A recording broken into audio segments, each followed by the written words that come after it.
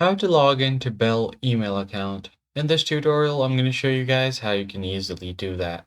First off, open up any web browser you have, and then simply search for Bell email login. Then you'll get this as your result on the first option. You'll see webmail.bell.net. Go ahead and click on this URL, and you'll be taken to this website right here. You'll find the login option at the left side of your screen.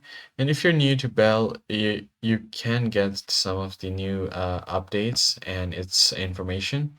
All you have to do is click on this email address option, enter your email address that's linked with your Bell mail, and then simply head over to the password section and enter your password.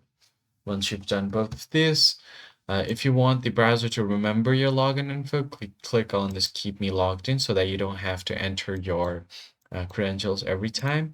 And then simply click on this login option. And in order to verify your login, click on I'm not a robot. Once this has been verified, complete this CAPTCHA real quick, and then you should be good to go. So once you have completed the CAPTCHA, you can just click on login and you should be logged into your Bell Mail account.